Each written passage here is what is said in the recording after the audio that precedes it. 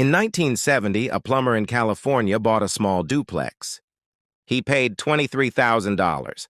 He didn't sell stocks. He didn't start a company. He just held it. 40 years later, that duplex was worth over $1.2 million. He never got a raise like that from any job. Here's the uncomfortable truth. Most millionaires in America didn't get rich from a genius idea. They got rich from real estate. Not because they were smart. Not because they got lucky. Because real estate runs on rules most people never learn. 5 rules, 5 levels.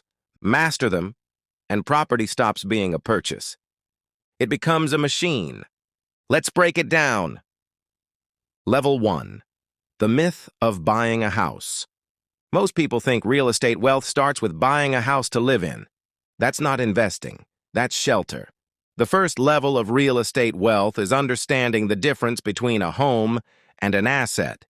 A home costs you money every month. Taxes, repairs, interest. An asset pays you money every month. Robert Kiyosaki said it best in Rich Dad, Poor Dad.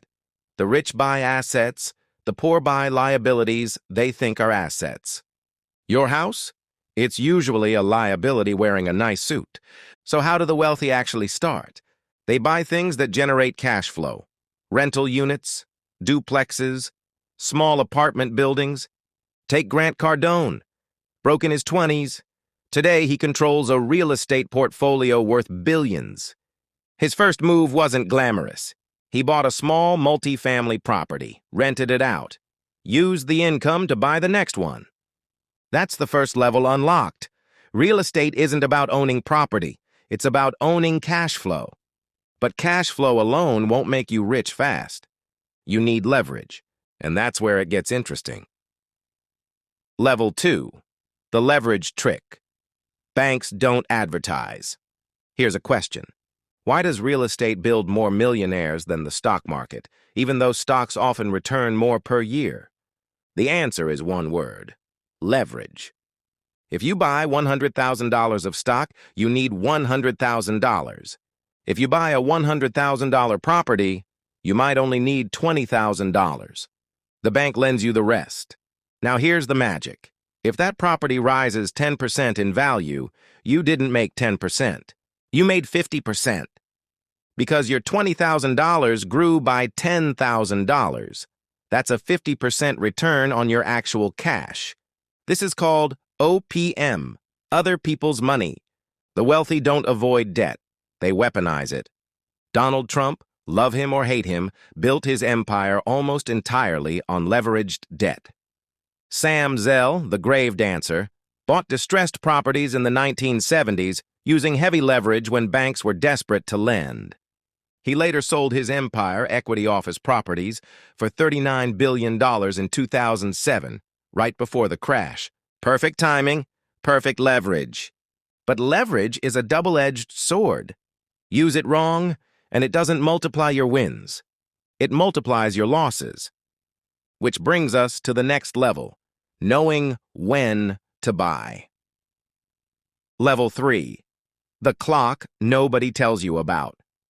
Real estate moves in cycles. Most people buy when everyone else is buying, at the top. The wealthy buy when nobody wants to. This is called counter-cyclical investing, and it's one of the oldest wealth secrets in history. Warren Buffett said it about stocks, but it applies perfectly here. Be fearful when others are greedy, and greedy when others are fearful. 2008. The housing market collapsed. Millions panicked.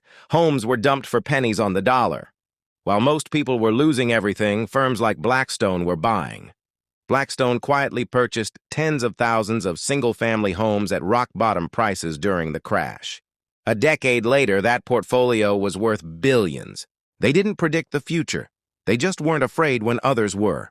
Real estate cycles typically run in patterns: expansion, peak, recession, recovery. The people who build generational wealth aren't the ones who time the market perfectly. They're the ones who buy during fear and hold through uncertainty. But timing alone doesn't create explosive wealth. There's a fourth level, and it's the one most beginners skip completely. Level 4. forcing value into existence. Here's where real estate becomes different from every other asset class. You can't call Apple and ask them to improve their iPhone so your stock goes up. But you can renovate a rundown building and instantly increase its value. This is called forced appreciation, and it's the real estate investor's secret weapon. Take an old, ugly apartment complex nobody wants. Buy it cheap. Fix the units, raise the rents, improve management. The value doesn't just go up a little. It can double. This is the entire strategy behind commercial real estate investing. Property value in apartment buildings isn't based on what a neighbor's house sold for. It's based on income. Specifically, property value equals net income divided by cap rate. Increase the income, and the value increases automatically, often by a multiple of what you spent fixing it up. This is exactly how firms like Blackstone, Starwood Capital, and countless smaller investors turn distressed properties into fortunes. They're not gambling on the market rising. They're manufacturing value with their own two hands. This is the level where real estate stops being passive. It becomes active wealth creation. But even forced appreciation has a ceiling. To build real, lasting generational wealth, you need the final level, the one almost nobody talks about. Level 5. The tax code is secretly a wealth manual. Here's a fact that will change how you see the entire system. The U.S. tax code has thousands of pages. An enormous number of them exist specifically to reward real estate investors. Depreciation lets you deduct the wear and tear of a property, even while its actual market value rises. On paper, you look like you're losing money. In reality, you're gaining an asset and cutting your tax bill. The 1031 exchange lets investors sell a property, roll the profits into a new one, and defer capital gains taxes, potentially forever. This is one of the biggest wealth-building tools in the entire tax code, and most employees have never even heard of it. This is how people like real estate mogul Sam Zell and countless anonymous landlords pay a smaller tax rate than a school teacher. Not through loopholes, through the rules. Rules written into law, often because governments want more housing built and maintained.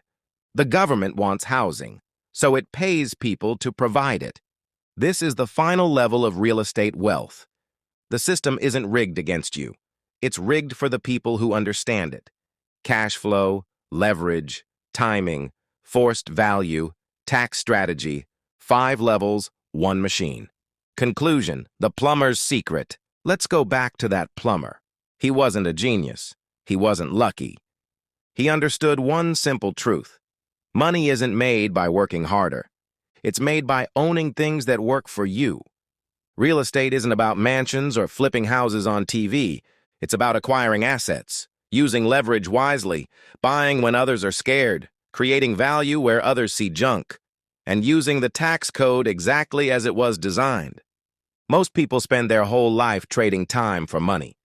The wealthy spend their life buying things that make money without them. That duplex is still standing today, still collecting rent, still working, long after the man who bought it stopped. That's not luck. That's the machine. And now, you know how it works.